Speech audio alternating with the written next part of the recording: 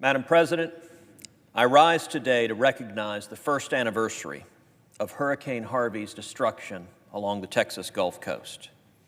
This Saturday, August 25th, marks 1 year since the most destructive storm in Texas history made landfall. Hurricane Harvey is now considered the second most costly hurricane in U.S. history, second only to Hurricane Katrina.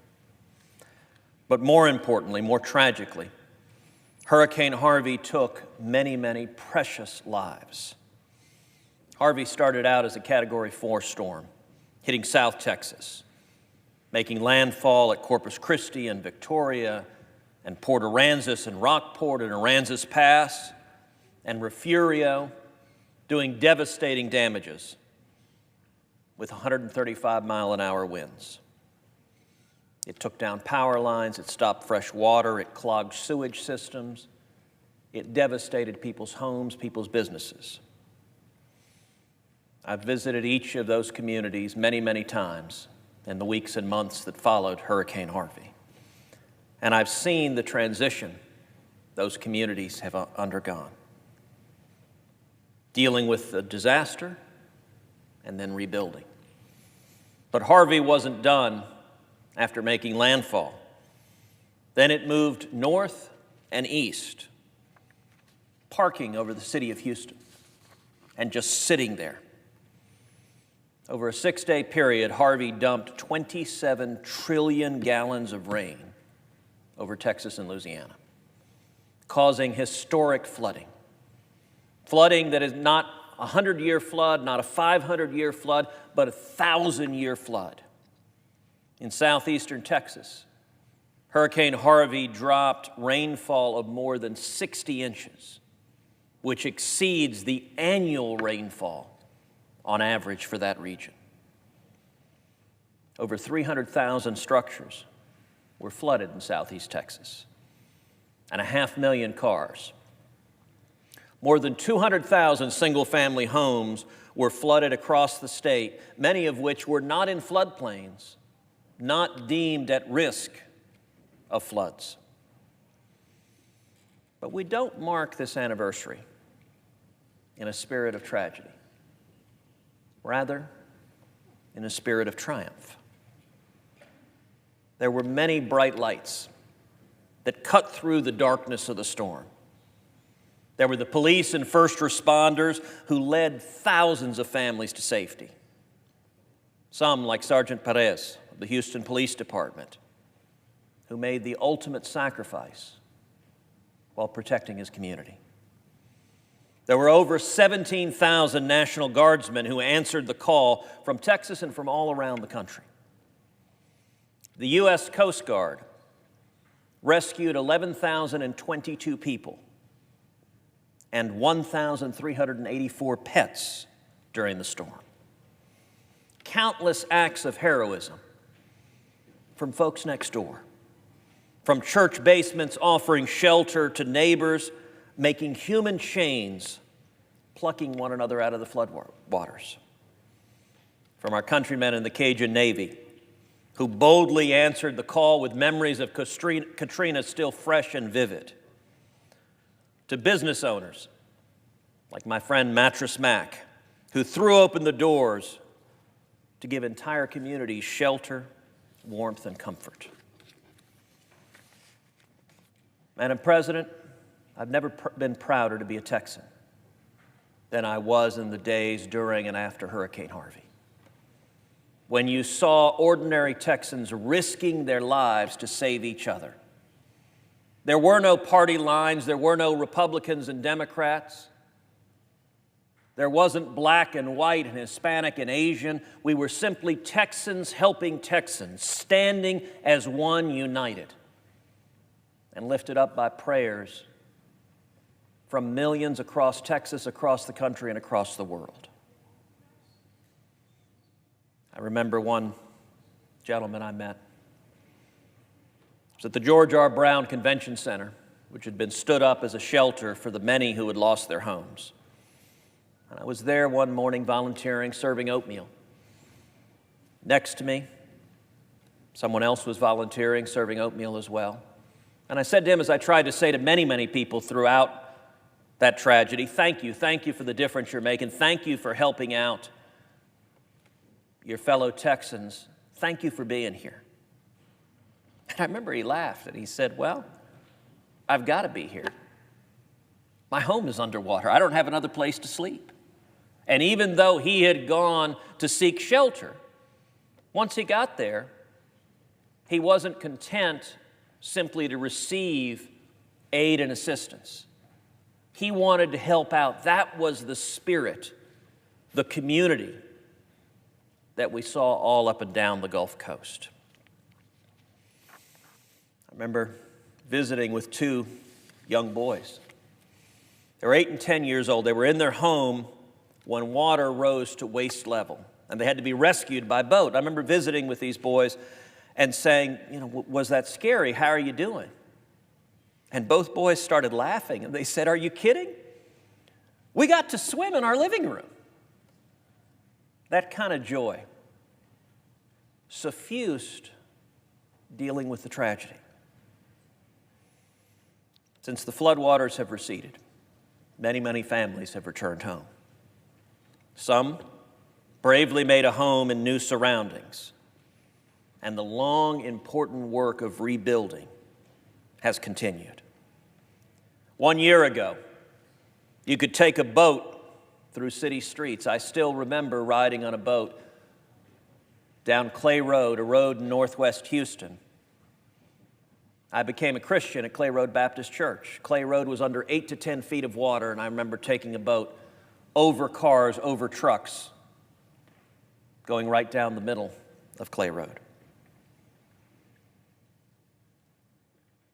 Today, our communities are coming back stronger than ever.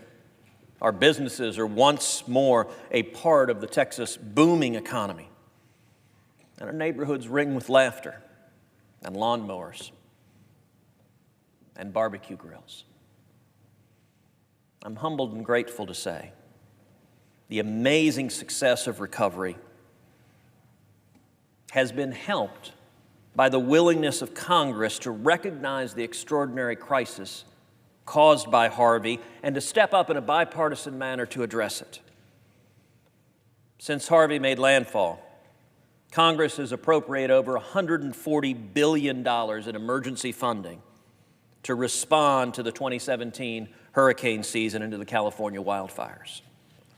Over 3 separate bills, we came together and made it possible to clean debris, to open schools, to rebuild homes for families, to give entire towns a new start.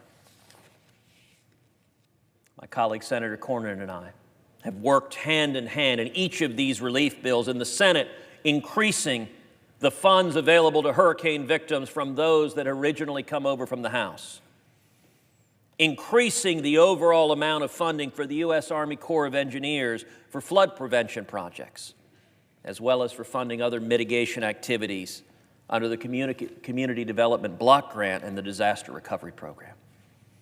Last month, as part of this funding, the Army Corps announced that Texas would receive nearly $5 billion for projects in the state as part of its disaster supplemental funding plan, projects dealing with long-term flood mitigation to prevent this sort of tragedy from occurring again, to rebuild in a way that is stronger and more resilient, that protects homes and businesses and families.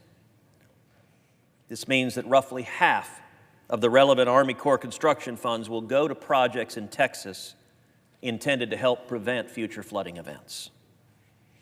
The Department of Housing and Urban Development has awarded over $10 billion in Community Development Block Grant disaster recovery funds to Texas.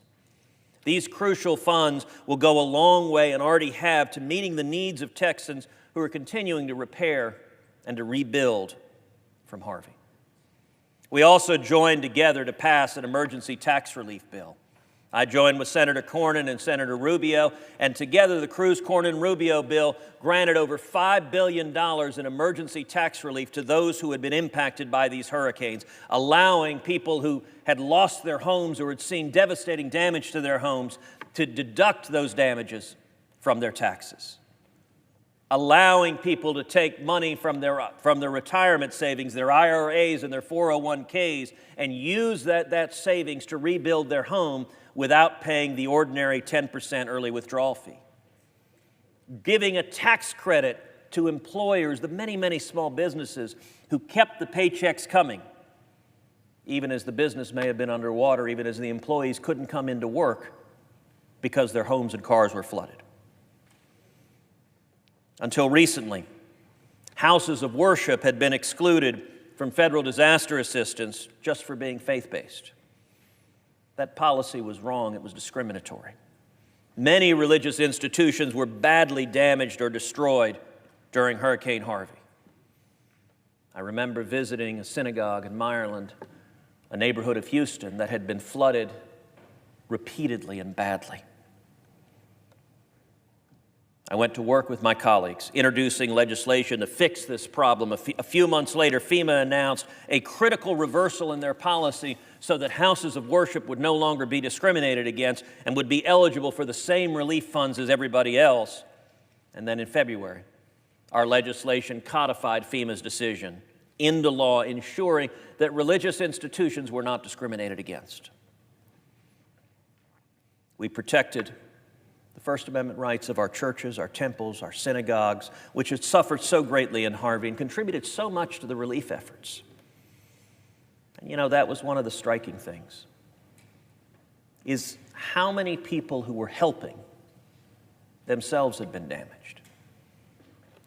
Just over a week ago, I visited Ellington Base, meeting with the Coast Guardsmen, the swimmers and pilots who had gone into harm's way, many of whom their own homes were underwater. I visited with one Coast Guard pilot who had to walk through waist-high water to get to a parking lot where a helicopter could go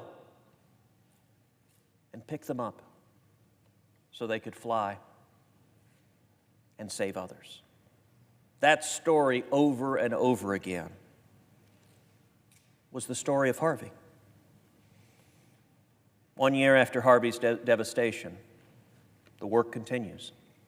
The Texas Gulf Coast continues to recover, and it will take years for the rebuilding to be complete. But as the Lone Star State rebuilds stronger than ever, we will keep moving forward. May we never forget the tragic days that Harvey hit our shores. But may we always remember the heroes who triumphed in the midst of darkness, the brave men and women who were a light to their countrymen. They are the best of America. They are the best of Texas. God bless them all, and may God continue to bless the great state of Texas. Thank you, Madam President. I yield the floor.